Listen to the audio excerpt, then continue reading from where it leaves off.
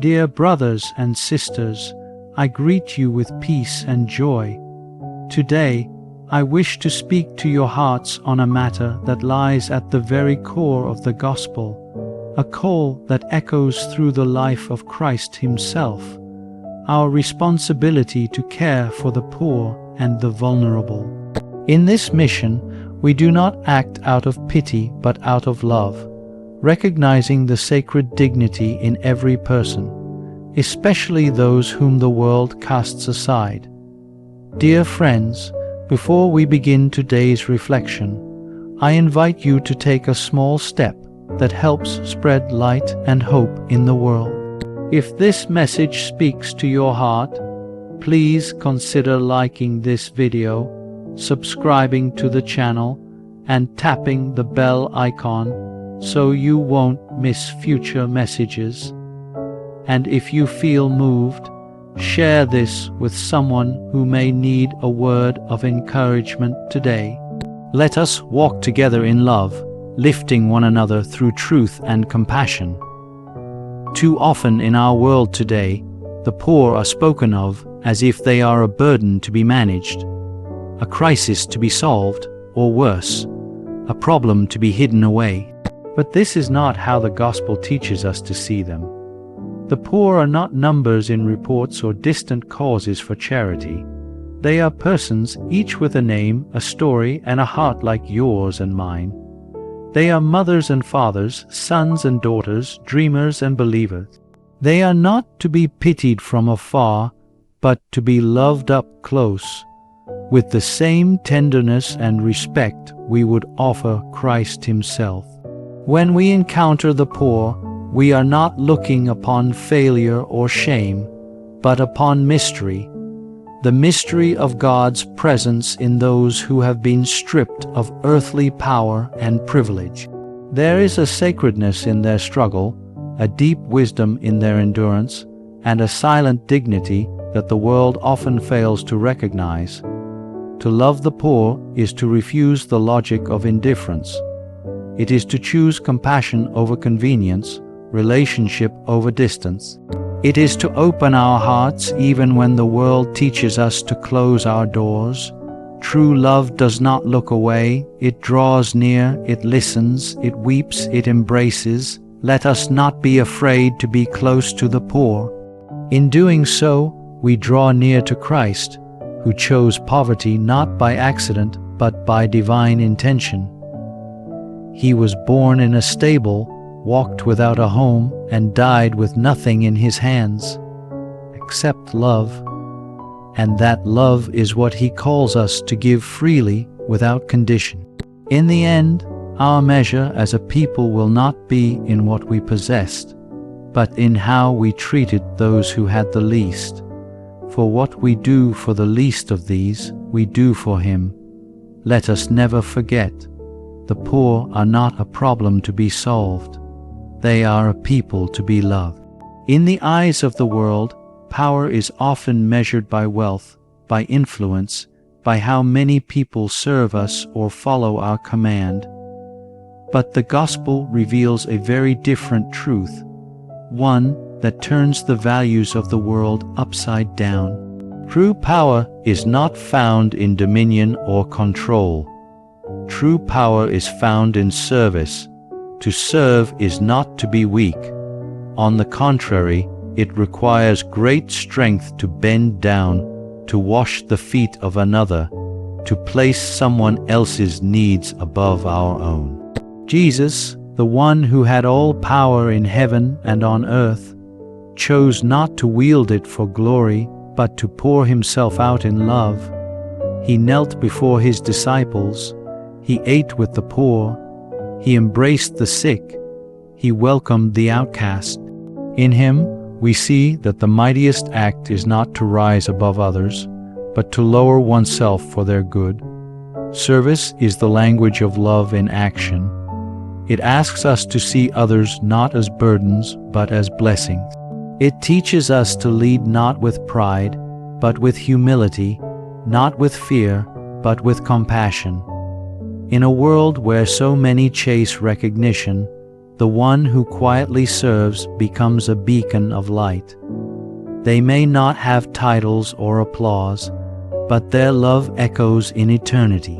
When we serve, we are not simply helping others, we are allowing our hearts to be transformed. We come to understand that we belong to one another, that our lives are not our own. We are stewards of God's gifts, entrusted to care for our brothers and sisters, especially those who have the least. Let us never believe the lie that greatness comes from what we have or how high we climb. Real greatness is found in how low we are willing to stoop to lift another. A true leader is one who serves. A true disciple is one who loves through action. And a true Christian is one who follows the example of Christ, who came not to be served, but to serve and to give his life for many. In the hidden acts of kindness, in the quiet moments of self-giving, there lies a power far greater than anything the world can offer. This is the power of love. This is the power of service. Solidarity is a word that is often spoken, yet rarely fully understood. It is sometimes confused with simple generosity, giving what we have left over to those who have less. But solidarity goes much deeper. It is not about what we give from a distance. It is about who we choose to walk alongside. It is not an act of charity. It is a bond of kinship. To live in solidarity is to recognize that we are all part of one human family, each of us created in the image of God. It is to look at the poor, the suffering, the forgotten, and say not them, but us. Their pain is our pain, their hopes are our hopes, their dignity is our shared responsibility. We are not separate from the vulnerable. We are bound to them by the sacred thread of our common humanity. In solidarity, we do not merely offer help, we offer ourselves, we listen, we share in burdens, we allow our comfort to be disturbed so that others might find peace. It is easy to give from a surplus, to donate clothes, money, or time when it is convenient. But solidarity asks something more. It asks that we make room in our hearts, in our homes, and in our lives. It is easy to love humanity in theory, but solidarity invites us to love real people with real struggles. It calls us to encounter, not to avoid, to engage, not to judge. And it asks that we stay, not just for a moment, but for the long journey. It means refusing to turn away when the suffering makes us uncomfortable, or when the stories we hear are too painful to bear. Solidarity also means standing for justice. It means raising our voices when others are silenced, using our privilege to protect the rights of those who have none. It means building systems that include, not exclude, where every person, regardless of background or circumstance, is treated with fairness and dignity. This kinship is what heals a fractured world. It builds bridges where there were once walls. It replaces fear with compassion and replaces division with unity. When we live in solidarity, we no longer see people as strangers or burdens. We see them as family. And in the face of every sister and brother we choose to stand with, we encounter Christ Himself, who is always found in those who are poor, who suffer, who wait for someone to see them, not as problems, but as persons beloved and worthy. We live in a time when the wealth of the world grows, yet so many still go hungry. The progress of technology and finance has reached unimaginable heights, yet millions are left behind, forgotten at the edges. This is not merely a social issue, it is a moral crisis. We must build an economy that includes, not excludes, an economy that serves, not exploits, an economy where every person is valued not for what they produce, but for who they are. An economy of inclusion begins with a radical shift in perspective. It asks us to place human dignity at the center of all economic decisions. It challenges us to look beyond profit margins and ask, does this decision help the poor? Does it protect the vulnerable?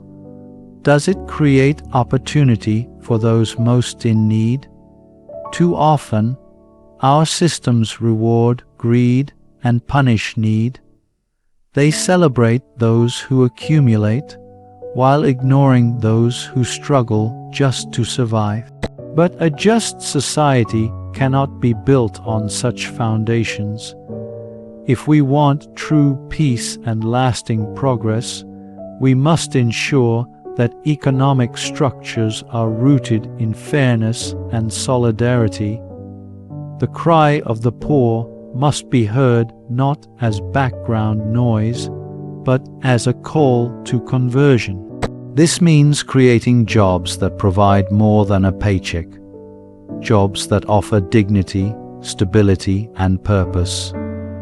It means fair wages, access to education, healthcare, and housing for all, not as luxuries, but as rights.